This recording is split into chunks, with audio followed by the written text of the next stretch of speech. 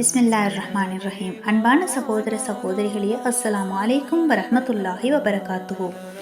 ஒரு வாரத்தில் உள்ள 7 நாட்களில் ஒரு நாள் மட்டும் அல்லாஹுவால் தனிப்பட்ட வகையில் பெருமைப்படுத்தப்பட்டுள்ளது.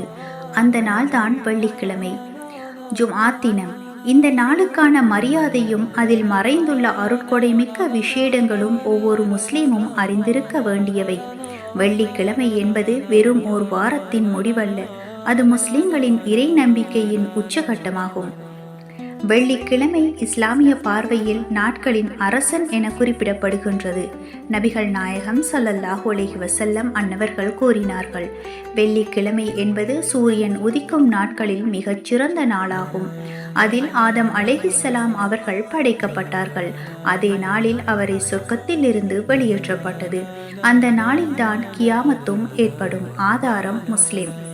ஹதீஸ் எண் 854. இந்த நாளில் முஸ்லிம்கள் ஜுமாத் தொழுகையில் கலந்து கொள்வது மிகவும் முக்கியம். குர்ஆனில் அல்லாஹ் கூறுகின்றான், ஜுமாத் தினத்தில் தொழுகைக்காக அழைக்கப்படும் போது அல்லாஹுவின் நினைவுக்கு துரிதமாக ஓடிச் செல்லுங்கள், வியாபாரத்தை விட்டுவிடுங்கள். மேலும் இந்த நாளில் அல் கஹஃப் சூரா ஓதப்பட வேண்டும். நபிகள் நாயகம் ஸல்லல்லாஹு அலைஹி வஸல்லம் அன்னவர்கள் மீது ஸலவாத்து சொல்ல வேண்டும். தூய்மை, நல்லொழுக்கம், அதிக துஆ செய்வது போன்ற செயல்கள் செய்யப்பட வேண்டும். வெள்ளிக்கிழமை ஒரு துஆ ஏற்கப்படும் நேரத்தையும் கொண்டுள்ளது. அந்த நேரத்தில் அல்லாஹுவிடம் கேட்கப்படும் எந்த துஆவும் நிராகரிக்கப்படாது என்று நபிகள் நாயகம் ஸல்லல்லாஹு அலைஹி வஸல்லம் அன்னவர்கள் கூறினார்கள். அறிஞர்கள் பலரும் அந்த நேரம் அசருக்கு பின் முதல் மக்ரிப் வரை இருக்கலாம் என தெரிவித்துள்ளார்கள். வெள்ளிக்கிழமை என்பது முஸ்லிம்கள் ஆனந்தத்துடன் எதிர்நோக்க வேண்டிய ஒரு புனித நாளாகும்.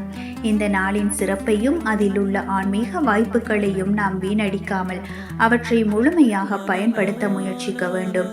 ஒவ்வொரு வெள்ளிக்கிழமையும் நமக்குள் ஒரு ஆன்மீக எழுச்சியை ஏற்படுத்தட்டும். நம் வாழ்க்கை ஜும்ஆவின் ஒளியில் நன்மைக்கும் நற்செயலுக்கும் வழிகாட்டட்டும். வஸ்ஸலாம்.